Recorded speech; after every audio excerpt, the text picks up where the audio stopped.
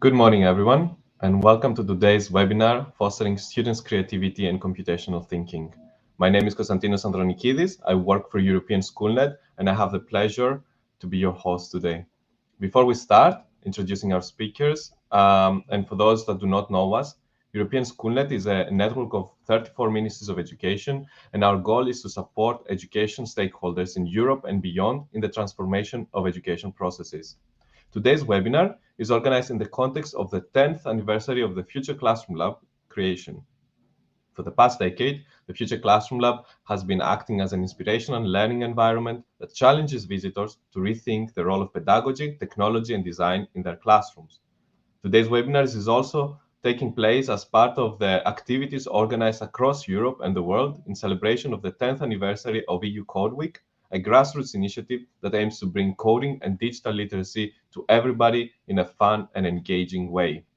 In our discussion today, we have the honor and pleasure to be joined by experts from the research, policy, and practice fields who will share insights on the status of computational thinking across different countries, as well as examples on how computational thinking can be integrated in different aspects of teaching in a fun and creative way. Our first speaker today is Panagiotis Kampilis, who currently serves as Senior Research Fellow at the National Research Council of Italy, Institute for Educational Technology and Policy, and as Data Analyst at the Greek National Documentation Center.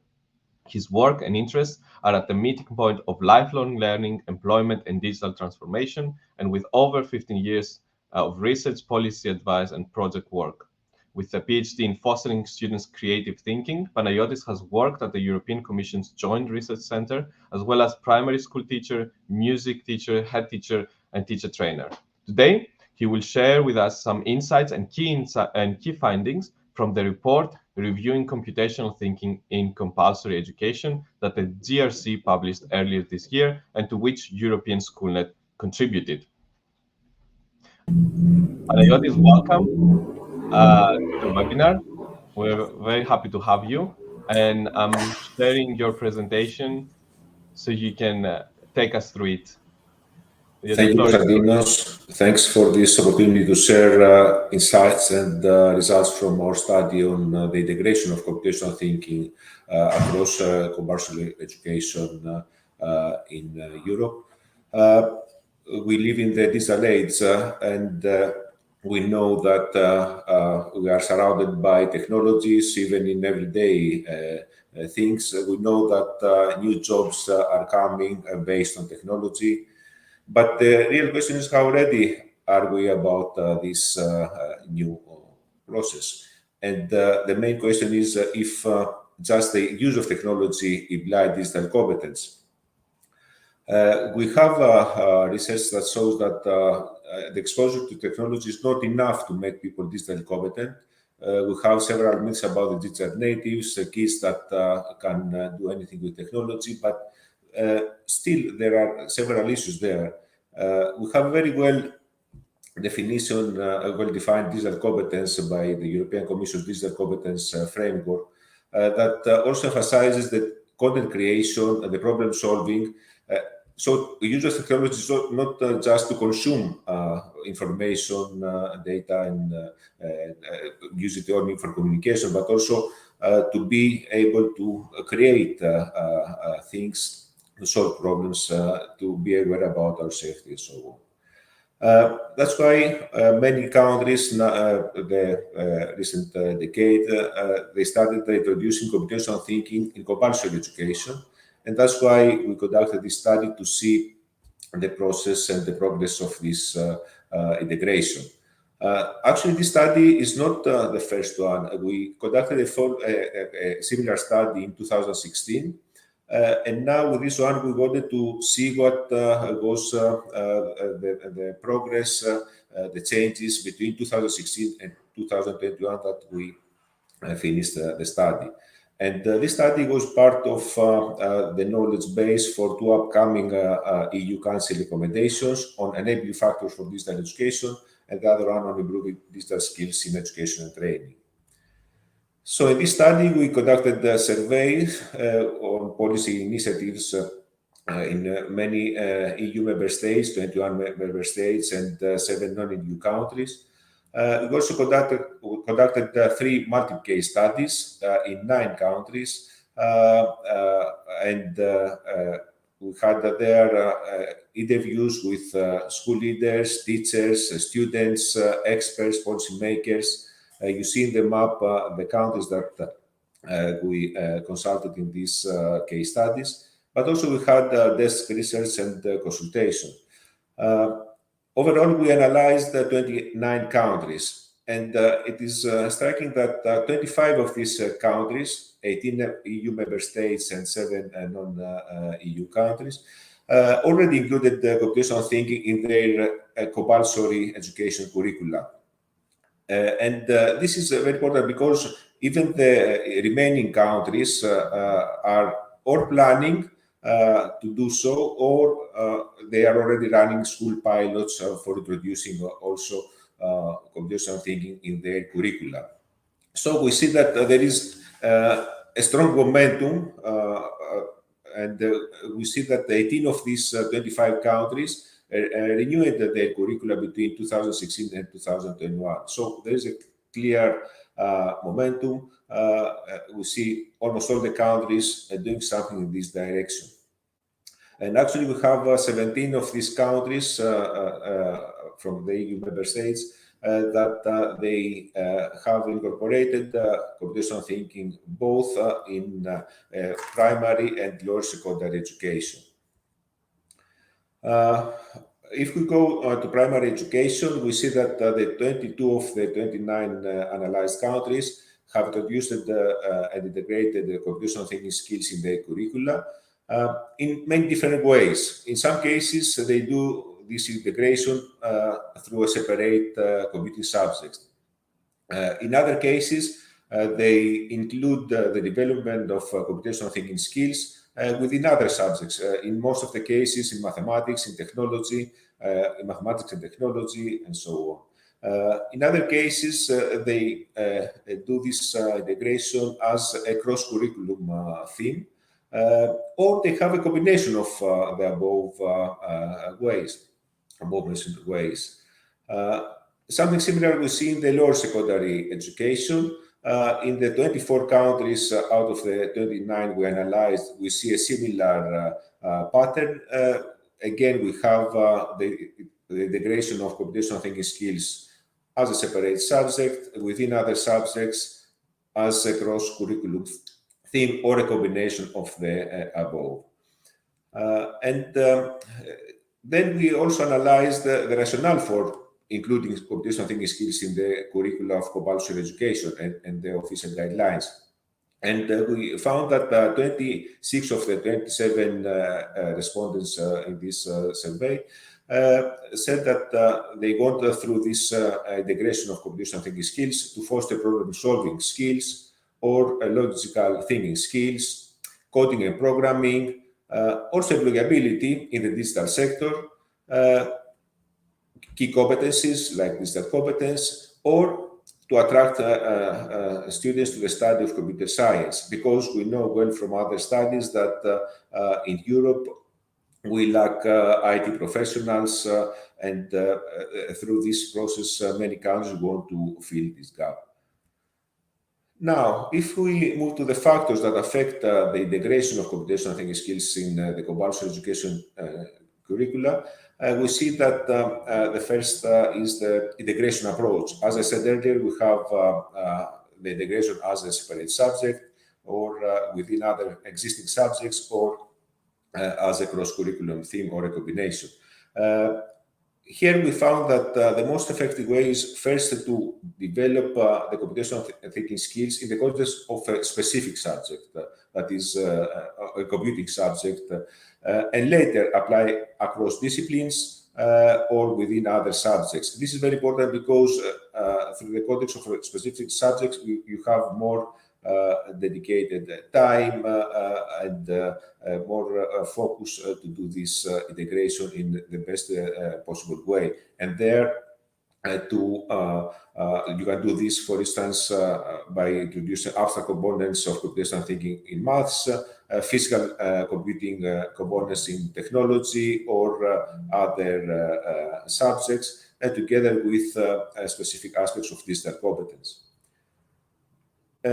What is also very important is the amount of time you dedicate to develop computational thinking core skills in the compulsory education curricula. When it is within other subjects, there are always competing priorities. In some cases, maybe there are other topics in these subjects that require more attention. And this is always a challenge, the time you allocate to this specific development of computational thinking. That's why we found that when we have computational thinking skills development as a separate subject, you need at least 1 hour per week to have something that is meaningful and effective. What is also important is to see what is the best way to introduce computational thinking skills in an age-appropriate way. At the primary education level, we found that most of the countries, they use playful learning by doing, working in groups, and through these hands-on and playful activities, they use visual programming environments like Scratch and so on, or programmable robots and this kind of approaches. And at the lower secondary level, we have more focus on problem solving and logical thinking skills. And through the activities, they try also to promote the students' autonomy. We have project-based learning, game-based approaches, pair programming, that is also very important and effective way to do this development of computational thinking skills. And here we progressively move from visual programming to text-based programming languages. What we found that is very interesting is that when you want to really promote and integrate computational thinking skills in the curricula, you have to include them somehow in the exams, in the assessment, the final assessment. And we found such a case in the French case we analyzed, where in the mathematics exams, there is also a component dedicated to computational thinking skills. This kind of approaches, when you have computational thinking skills in the final assessment, this is something that promotes a lot the teaching and learning of these specific skills through the curriculum. Always, in all the countries we analyzed, we found also in the desk research and the literature, one of the main challenges in the teachers' training, the initial education and the in-service training. Because when you introduce computational thinking skills in existing subjects, this means that you have to upskill teachers in order to be able to also teach this new topic. That's why we need quality training involving medium and long-term interventions. You need quality materials, new methodologies, because also the assessment and the teaching requires some new ways, peer support, and also to sustain school hubs and networks in order to support each other. In the report, you can find much more. We have also a group of implications for policy and practice in 4 different areas on how can achieve a consolidated understanding, how can achieve a comprehensive integration for a systemic rollout, and what is the support policy needed in order to have something that is more effective. So I will stop here because in the report we have much more information. Also, we have more information at country level for these 9 countries that we had an in-depth analysis. We have much more also about initial vocational education training and how computational thinking skills are integrated there. Much more information, and if you want to know more, you can visit our website You can find the report. We conducted this study in collaboration with the European Schoolnet and the Vilnius University. It is a study funded and coordinated by the European Commission Research Center. And we are happy to reply to your questions if you have, or if you need more information, you can drop us an email, and we are happy to provide you more information. Thank you so much. Thank you very much, Panayotis, for this very nice introduction to the report, and also to give us kind of set the scene for what we are about to hear from the other speakers. We have shared with all participants also the link to the report in case you would like to take a deeper look into it. And Panayotis is here to answer any questions you might have, so feel free to ask questions also for the other speakers. So thank you very much, Panayotis, and we see you in a bit. Then we continue to our next speaker, who is Gilad Shamir, currently a researcher at the Tel Aviv University and consultant to the Ministry of Education of Israel. Gilad is also an edtech entrepreneur with key interests in computational thinking and machine learning. Today, he will share with us the experience of integrating computational thinking with machine learning elements in 13 schools in Israel, shifting focus from rule-driven software construction to a data-driven one. The teaching method that was applied was based on students' creativity and self-learning in solving problems. Gilad, very nice to have you here with us. Thank you for joining, and the floor is yours. Thank you, Konstantinos. So nice to meet you, everybody. I'm Gilad Shamir. When I go to schools and ask students, I tell them this is Peanut, the dog on top, and then I ask them which dog below is Peanut. They will easily identify the dog at the center bottom as the same dog. Why is that? Because they imply intelligence, human intelligence. The goal of artificial intelligence is to be able to create such intelligence, which is artificial, meaning with computers. And the world is doing this by storm. Computation is shifting from rule-driven to data-driven technology. This means that we're moving from algorithms, if, then, else, while, loop, variables, to something which is totally different. Something that which is more like what the kids in the previous example have demonstrated.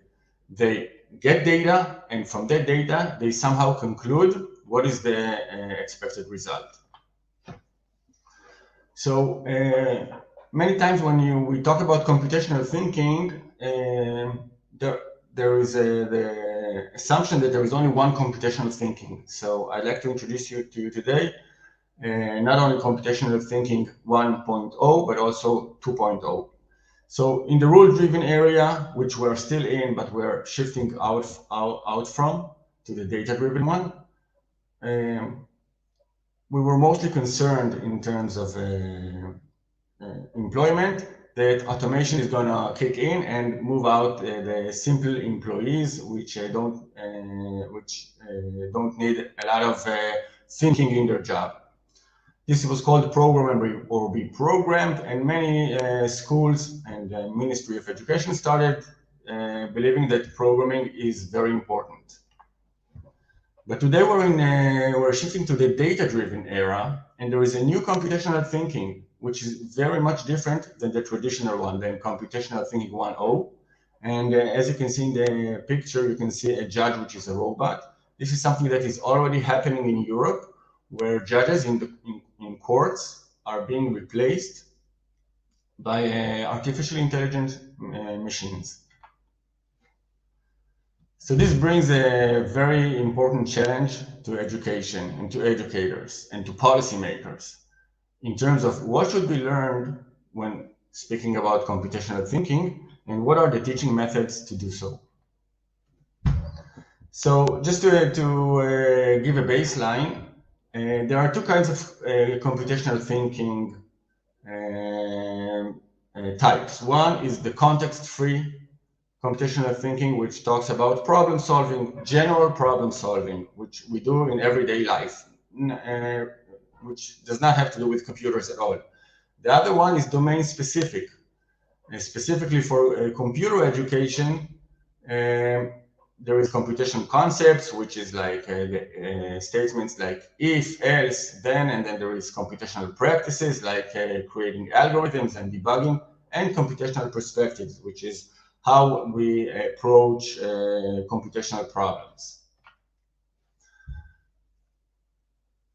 These two are very important, but they are not, they are connected, but only loosely. What we wanted to do 4 years ago in 2018, we wanted to know, to do a wide-scale project to understand how to foster computational thinking 2.0, which is data-driven, on a wide scale. So we were, when I say we, I mean myself, the Ministry of Education, and Tel Aviv University. So we went on a 4-year project to learn who should learn it, who should learn artificial intelligence, and what is computational thinking 2.0, and where should it be learned? Is it in schools or outside of schools? When? At what times? How? For how long? And of course, why and how? Who should teach? So we came up with a course. It was a lengthy process of building the course, which is a computational thinking and machine learning course for constructing machine learning systems. Its duration is 1 year. It was already conducted, and students learned 2 hours a week. It was done in schools during school hours, and it was led by the teachers. Specifically, this project was held in 13 elementary schools in a certain city in Israel for 5th and 6th graders, which is 11 and 12 years old. And it was managed or tutored by the school teachers. Now, how can you, one of the challenges of the computational thinking, and everybody is aware of it, is that how are we going to train the teachers to teach everybody computational thinking? So what we did was we did a 2-hour introduction only. That's the only training that the teachers got, and immediately I will explain how did that work and how successful it was. So what were the project outcomes? First of all, we had at the end a scalable pedagogy. When we work with the Ministry of Education, they're not interested in a specific teacher who is very tech savvy and can lead his class. This is of no interest. The main interest is how can we do it on a large scale to implement, to have effect on all students in the country. So we use the guided discovery learning pedagogy. Guided discovery is where the teacher is the guide and the students discover as part of their learning.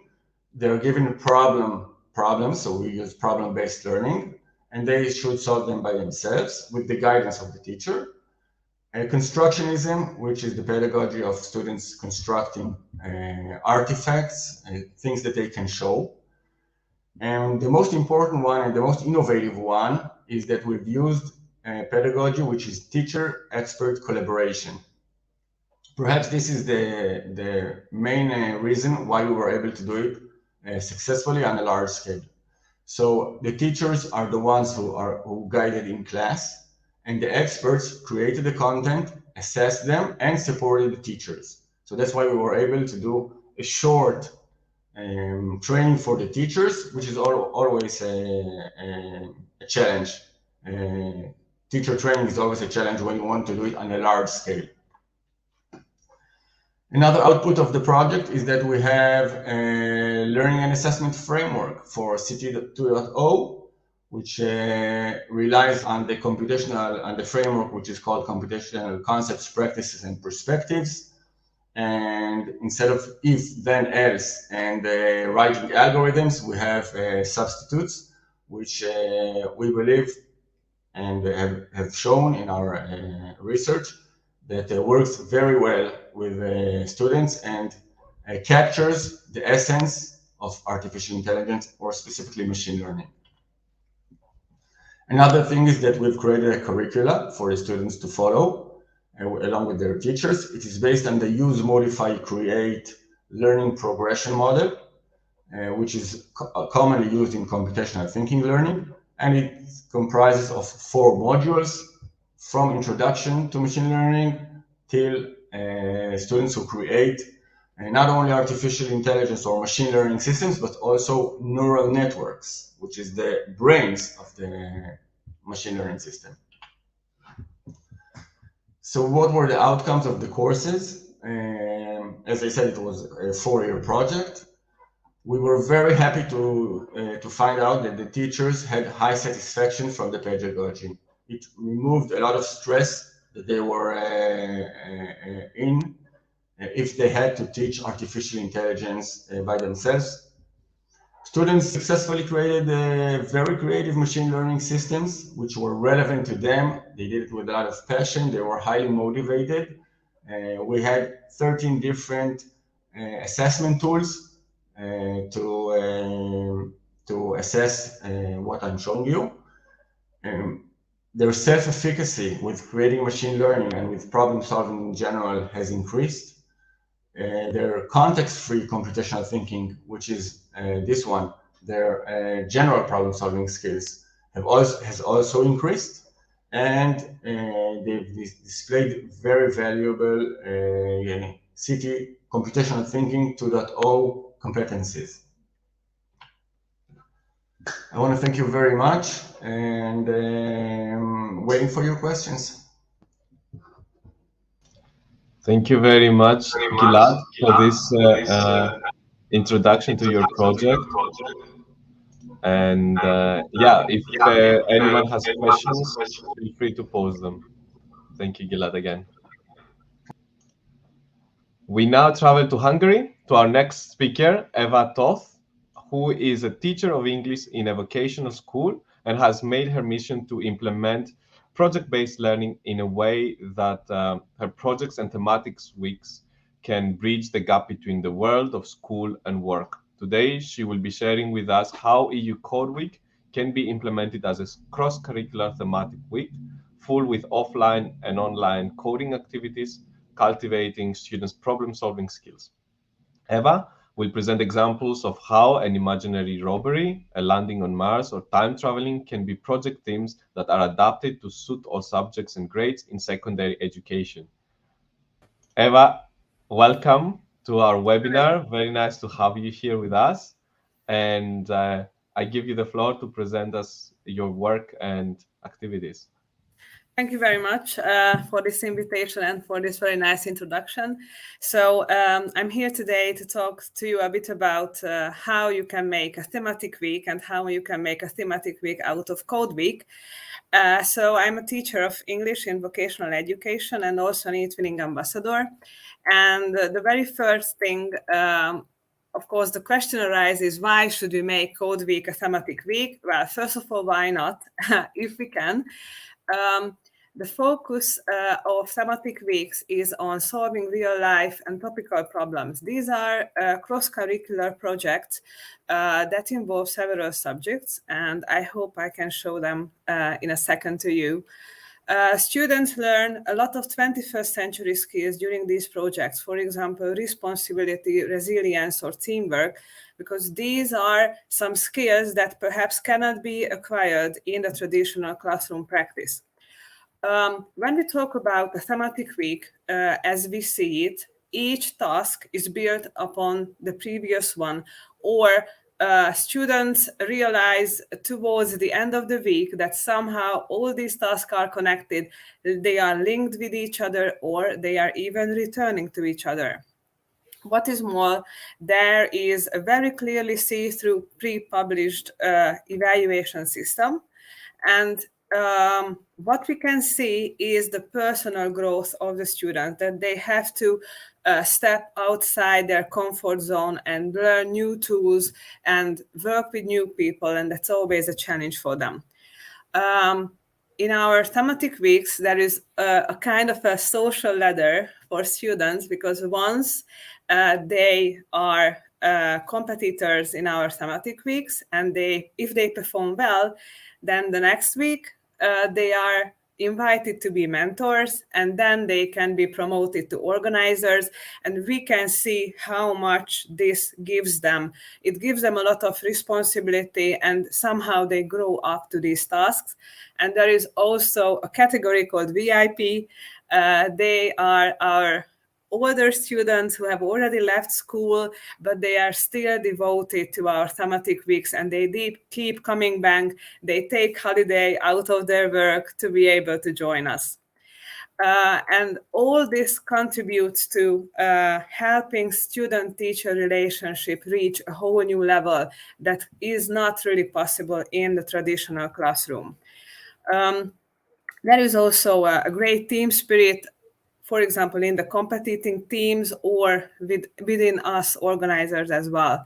And as I have mentioned, there is a whole new world of assessment and evaluation. We try to use the concept of gamification. Students can get points, they can perform challenges, but I will tell you about these in a minute. When we talk about our code week, what do we do? So our main mission is to break down the myth around coding. And one of the reasons for that is that in our school, there are 3 majors that students can take. And when they hear that Code Week is coming, or when they first heard that Code Week is coming or was coming, they thought that it was something that only men and only IT students can do. So it is our biggest focus to prove them that coding is for girls too. It's not only for IT students, and basically coding is everywhere in places where you cannot even imagine.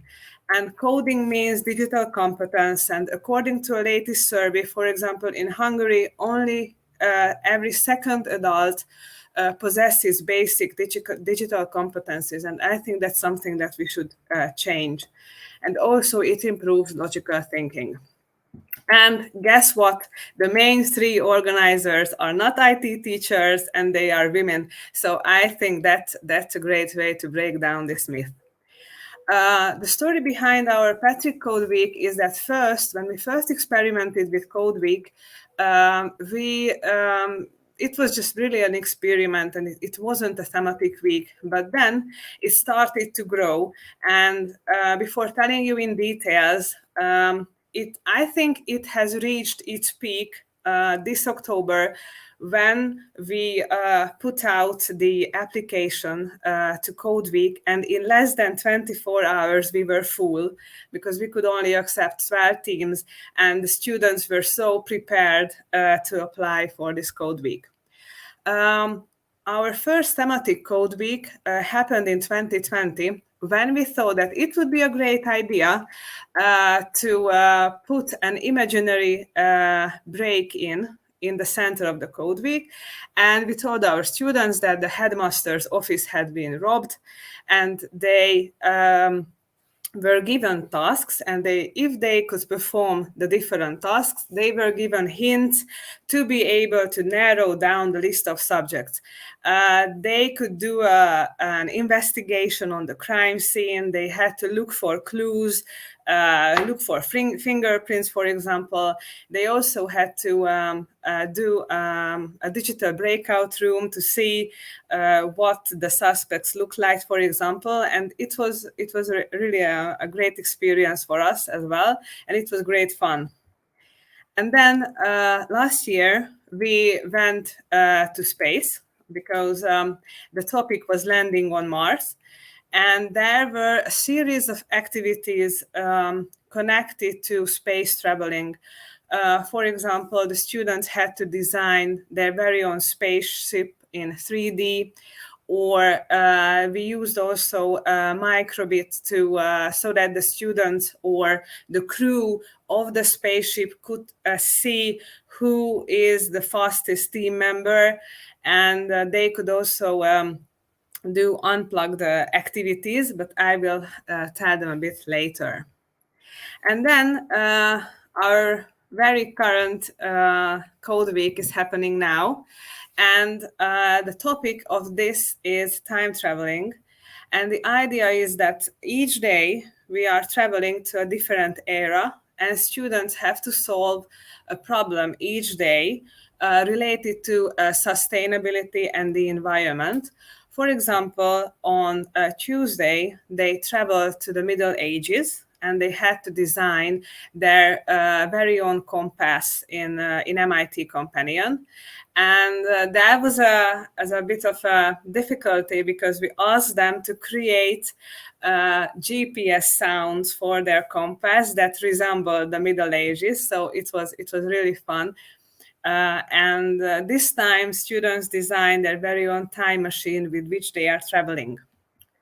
And I have collected, in my opinion, the 6 best tasks or ideas ever that we have experienced. And perhaps you find some of them useful or motivational. The very first, as I have already told you, is evaluation. And based on this slide, what I would like to tell you about are the Easter eggs. Easter egg in a game, for example, in a video game, is a hidden clue that the players can find. And some years ago, we started using Easter eggs during our thematic weeks, which are basically, let me show you this very short video. So these are basically pictures with hyperlinks leading to short questions for which they can get extra points. And we couldn't have imagined that this is such a great success that students are demanding Easter eggs at every thematic weeks. Well, we just basically give them a different name each year. Last year, they were searching for space eggs. This year, they are searching for dino eggs. And it's a great challenge. They can get extra points if they find these dino eggs. And on the other hand, they get to know the school's website a lot better. So it's beneficial to all of us. Another novelty, once again, was from this year's Code Week, which was recreating famous works of art in pixel art style in Excel. We had the honor to welcome the Cobblestone Collective from Canada and Microsoft Canada to help us. And they gave us a webinar that we could attend so that students could recreate famous Leonardo da Vinci paintings. You can see 2 beautiful Mona Lisas here. And guess what? At the very bottom, you can see the Last Supper recreated. And we are planning to print these out and organize an exhibition because we were so happy to see all these wonderful creations. And they even managed to give back this mysterious smile of Mona Lisa. Last year, I could have never imagined what the most successful task would be.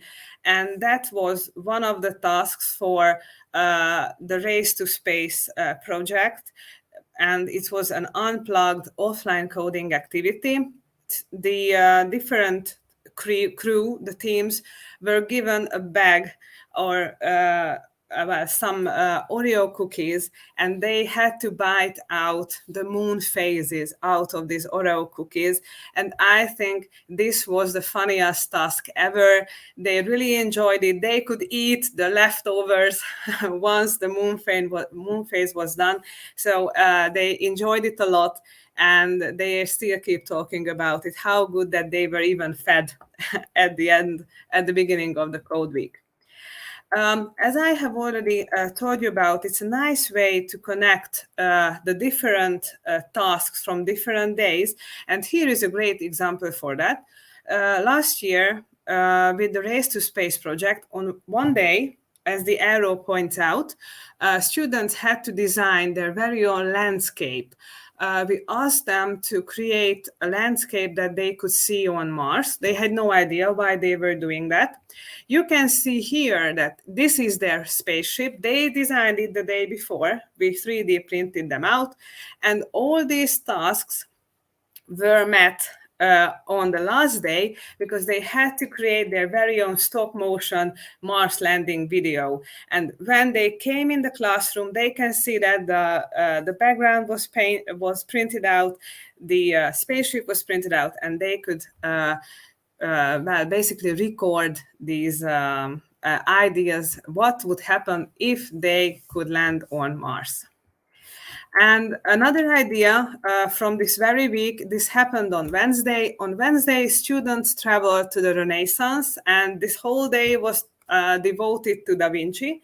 Students were given, as you can see on the right picture, students were given a puzzle. They had to find the pieces, and basically they were given an original Da Vinci invention, the photo of, or the painting, the drawing of the invention. And then in a do-it-yourself manner, they were given a do-it-yourself kit. They had to find out how to replicate these inventions. They had a lot of fun, and we had a lot of fun.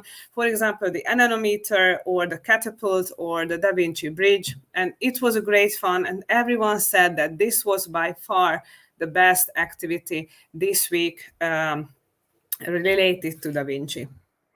And if you allow me another idea, which is using gamification not only in the evaluation process, but also the games as such. At the bottom, you can see how we use Minecraft. When we were having this investigation project, we told the students that CSI, FBI cannot enter the building because, there was COVID and stuff. So they had to remake the whole school in Minecraft so that the investigators could look around the school for clues, and it was a really great fun. And at the top, you can see our idea from yesterday. The time travelers arrived in the future, and using the virtual reality program called Mozilla Hubs, they had to design their very own future, a sustainable future where they arrive. And once again, how these tasks are connected. On Monday, they designed their time machine in 3D, and in Mozilla Hubs, you have the option to import 3D files.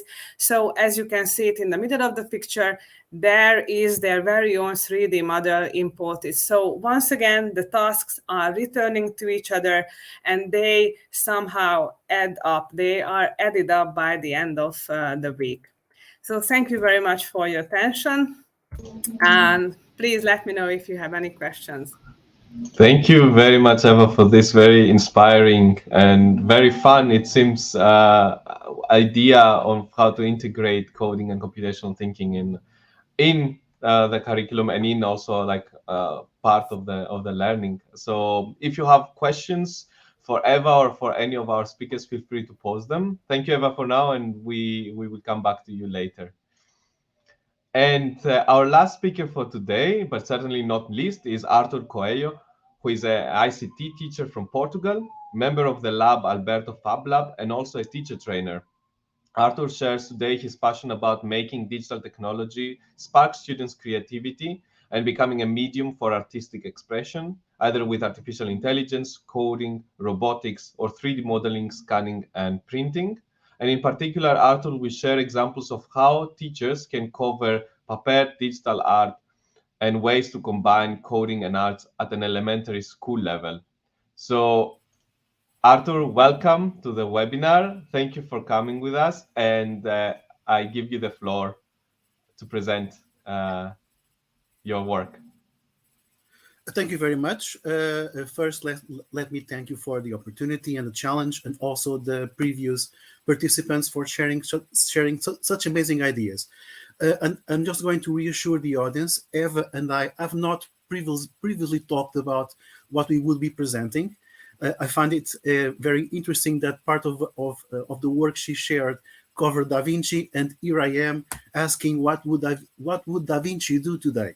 So as Constantino, as I said, I am a school teacher and also a member of a Fab Lab.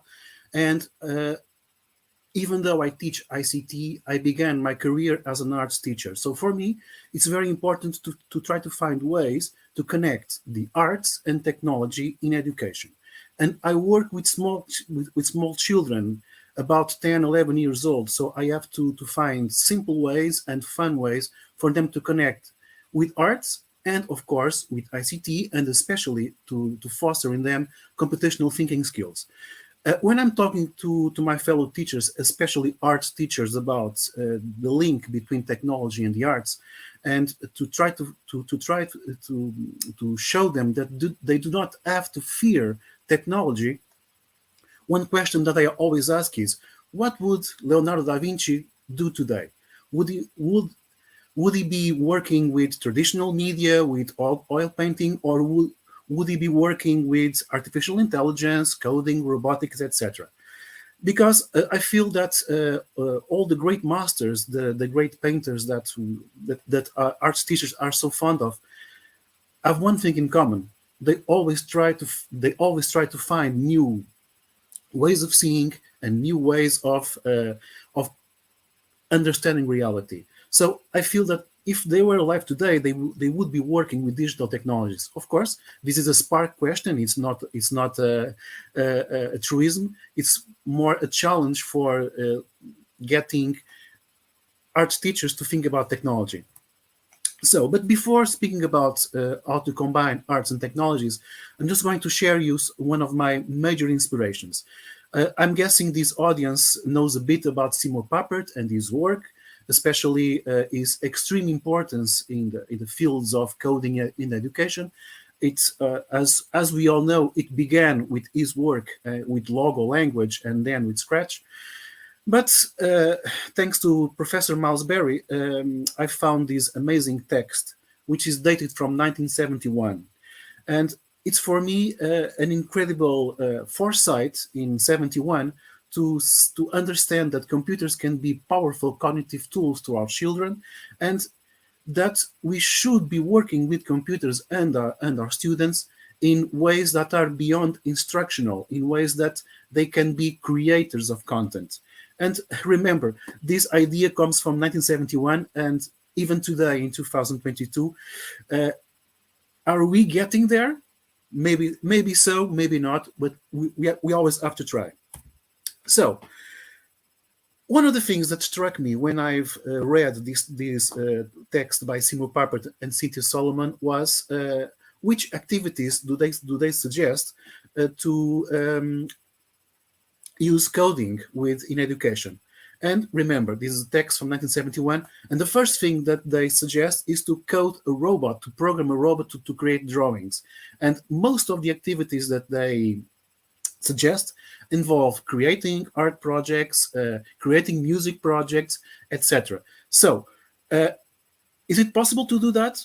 It was possible in 71 with very simple tools compared to today, but today we can go a lot further, a lot better. As we know, Code Week is now having its 10th year anniversary, and today we focus a lot on the importance of learning how to code.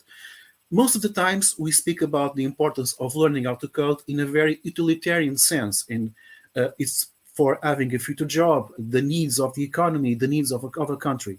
But computational thinking skills, as we all know, are far more than that. They are ways of thinking. And one of the approaches that is widely used in computational thinking is the STEAM approach. But sometimes the A in STEAM is used only as a decorative element, and there's nothing quite wrong with that. It's START.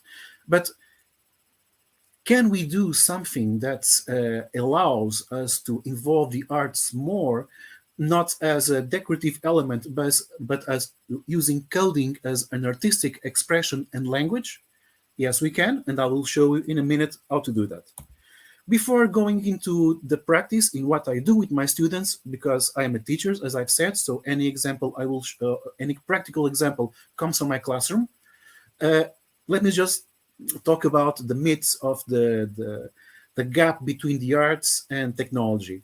Actually, since the very dawn of computational technologies, that artists have begun experiment with algorithms, with coding drawings. There's a group of artists that call themselves the algorists, that since the 1960s have been working with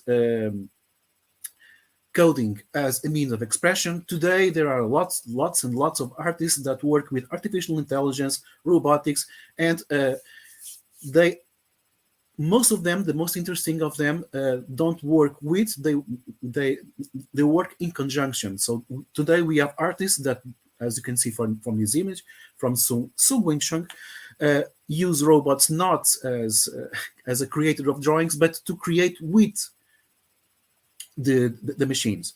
So as you can see, in contemporary arts, technology already exists. But what about in schools? This is what I feel is the experience of most of us. At school, kids go to arts class and learn traditional media and work in traditional ways. Nothing wrong with that, of course. And they go to maker spaces and ICT class, and they learn to work with technology. And there's no linkage between these two areas, but there can be a linkage. How? Well, first, let's borrow a page from Simo Papert.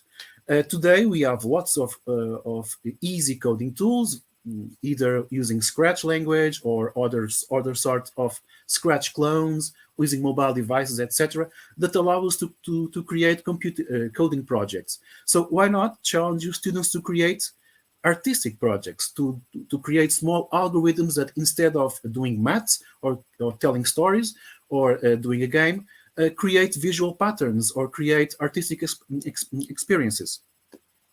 Another great way to implement coding, robotics, and art is, of course, to use drawing bots, which is for me an extremely fantastic way to combine these areas, because children learn how to assemble robots, learn about robotics, and they interact with robots to create artistic experience. It's as simple as putting a pencil in a robot and controlling the way that it moves and creates patterns, creates very fun and interesting activities. But today we have tools that go way beyond what was possible in 1971.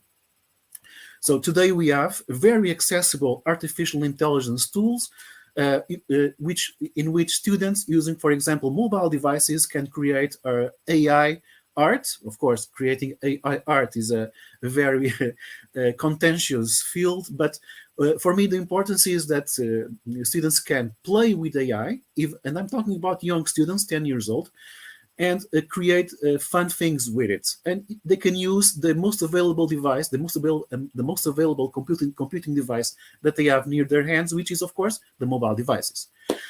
Another thing another way to cross arts and technology is by using boards, Arduino, microbit. We can connect sensors, but we can also connect actuators, like, for example, colorful LEDs, etc., that allows our students to create artistic experiences, coding LEDs, coding sensors that will make a LED react with different colors due to presence, etc. And of course, we have also another major technology that has made large inroads in our schools today. Eva has actually shown us a very interesting example of how to use it, which is, of course, 3D modeling and printing. And for me, 3D modeling and printing is an extremely important technology, because it allows us to focus on the main aspects of computational thinking, all these main tenets, and be extremely creative in either modeling, in finding solutions and finding ways of creatively and artistically student express itself. And of course, there's the added bonus today that everything that is modeled in 3D can go beyond the screen and become an object that the students can hold in their hands. And believe me, every time a student holds in their hand a 3D printed model of what they've done, it's a magical experience. Another way that education can engage with the arts is by intersecting with maker culture. Today, we have lots of makers, lots of fab labs, and an advice that I give to all my fellow teachers is see if in your area there is a fab lab, there is a maker space, and go talk to them, go learn with them. They will learn also with you, and you will find ways to explore more advanced and more creative and more hands-on ways of engaging with technology and fostering computational thinking skills. But of course, the essential is this: autonomy, the idea that a student can create and can express himself or in this case herself, using digital media. That for me is essential, and the video you have just seen is basically a student that came up to me before the class and told me, "Teacher, I have to show you something that I've created at my home." Of course, it's extremely simple, but remember, it's a kid, it's a child. But for me, I know that she has been touched by the creative spirit and has understood that technology for her can be a tool for whatever she wants to create. And so I finish. I hope you've enjoyed this presentation. Any questions, please feel free to ask them. And of course, there are my contacts in case you want to exchange ideas or exchange projects. Thank you for the excellent webinar, and see Thank you you very in. much, Arthur, for this very nice and inspiring presentation of combining art with computational thinking. And I will bring back all our speakers so that we can have an exchange. Feel free also in the chat to share your experience or questions for the speakers. And also, I will also let before posing the couple questions that we have in the chat, the speakers to ask questions to each other if they want, if they have any comments or questions. No? I will then ask a question from the chat.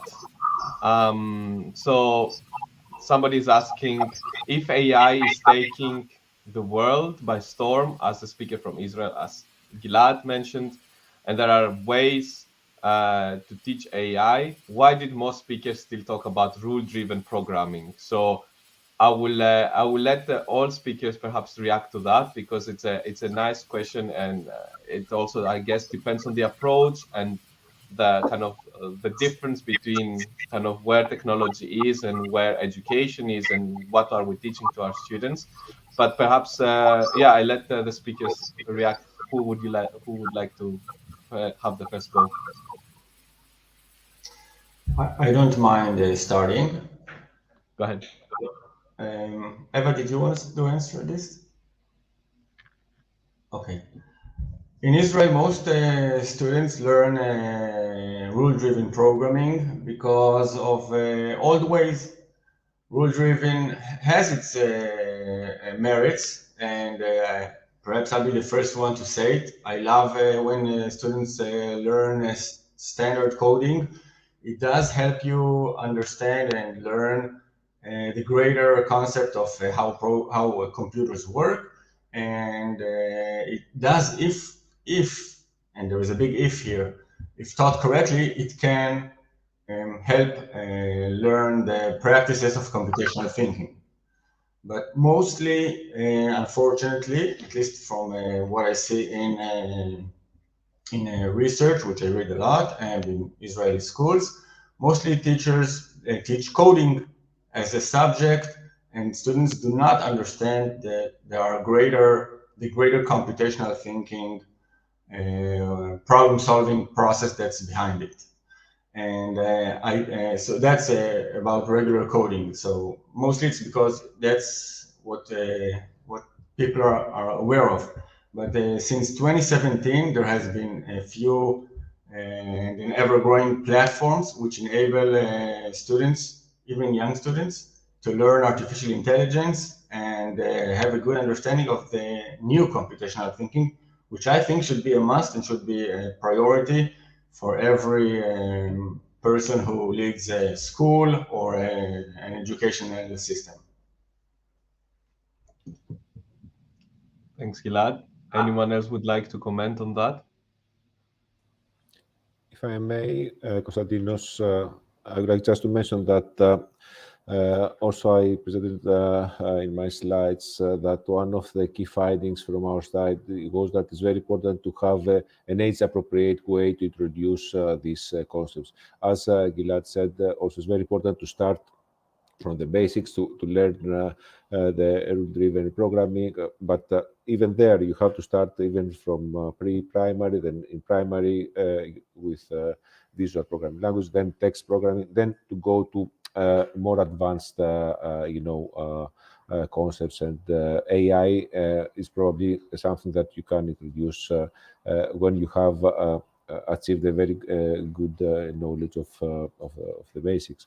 But that is why it's very important to have a better communication between the different education levels, because it's very important to have a good progression and allow students to move smoothly from one level to the other.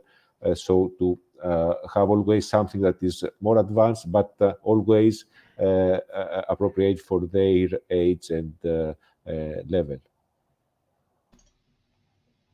Thank you very much, Panayotis, for also for your kind of comment on that. Arthur, would you like to Yes, mention just a something? small input. Just small input coming from someone that is on the ground.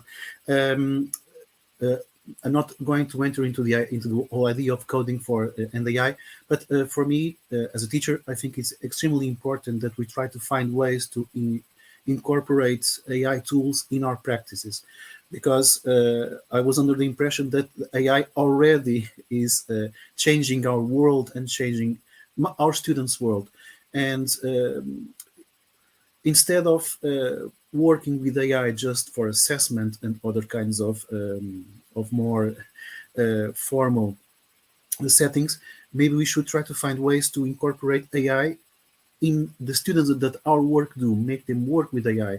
And I think Gilad has presented us an excellent approach to that, and my 2 cents on that. Thanks, Arthur. And then if there's no other comment, perhaps a last question would be mainly to, I guess, the teachers. While all of you have a teaching experience, so you presented kind of course, the overall issue of computational thinking, and also some very nice examples of how it can be integrated in a fun and creative way in the learning and the teaching process. But what would you say to a teacher watching us today that is willing and wants to try integrate some coding activities or computational thinking activities in their teaching, but they are afraid because, I mean, all these are super nice examples, but to start or to do this needs a lot of preparation, a lot of energy, and yeah, what is kind of your advice to somebody that wants to start somehow? What would you tell them? Perhaps, I don't know, Eva, would you like to start? Yes, thanks very much for your question. Well, my advice to them would be to start somewhere. So there are quite a lot of inspirational resources that you can use, and I think no matter how small an activity is, if it's different from your current practice, then it's really worth doing it. And my other advice would be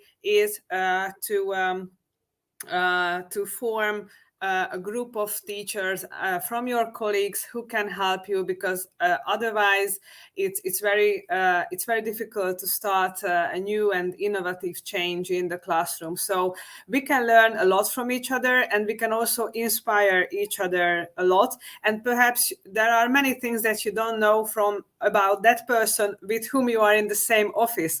So you can always learn something new from your colleagues. Thank you. Yeah, Arthur, I see you unmuted yourself, please. Okay, so I wholeheartedly agree with Eva. I think she told everything I could have told you about this. But I just want to add something more. Don't be afraid. Test it. Don't worry. Take whatever tools, whatever experience to your class. Don't worry. Embrace the fear. And remember, there are lots of online places where you can find tutorials. Code Week, for example, is for me an extreme example of a great community that has lots of resources that help any teacher, either an advanced teacher or a starting teacher in coding, to create meaningful activities for his students. So no fear, just try, because once you try, you can never go back. That's my experience. As I've said, I'm an arts teacher, not a coding teacher, and I fell in love with coding when I admitted for my students that I did not know how to code, but we had to learn. We, not them, we, them and I. Well, thank you very much, Arthur. Gilad? Yes, thank you. What I'd like to suggest is on top of what Eva and Arthur have said, which is of course the number one approach is to give it a try and join a relevant group, but also to approach your policymakers, not just tell our students to be active, also be active yourself in terms of trying to make a change. And policymakers should change their policy if it's not already there in your area. In Israel, there is the Ministry of Education, which has its policy, and each city has its own policy. So at least in Israel, when teachers come to me and ask the exact question that you have asked, I tell them, go to your person who is in charge of the education of the city, and it's much easier than expected to start either coding or artificial intelligence. By the way, I just like to comment on one remark that was said before. I'm not sure that artificial intelligence is more advanced in terms of its requirement for its the thinking requirement, which is required from a student, than artificial intelligence. As far as what my research shows, artificial intelligence is much easier to start. Perhaps it should even be the other way around. Start with machine learning and then move to coding, because machine learning is much easier. Thank you, Gilad. And I give finally the word to Panayotis if he wants to add something. Thanks, Konstantinos. I fully agree with Arthur that once you start and try, you see the difference with your students, and then it's always something more and more. And that's why also my advice is just try it and be ready to learn along with your students and to explore these new possibilities. It's a very creative process, and you see that even students that are not engaged in other subjects, in other activities, there they can find their way to contribute and learn and be part of the learning process. Thank you. Thank you very much. And thank you very much, everyone, for joining us today's webinar. We hope that you had the chance to learn more about the power of computational thinking that it can have in education, and to have been inspired by some examples that were shared by our speakers and their experience in the classrooms. So the webinar recording will be posted shortly on YouTube, and feel free to revisit it, rewatch it, and share it with others. We hope that you had the chance to kind of follow and be inspired by the conversation today, and follow us on social media for more opportunities such as this. See you next time. Thank you very much. Bye. Thank you. Bye-bye.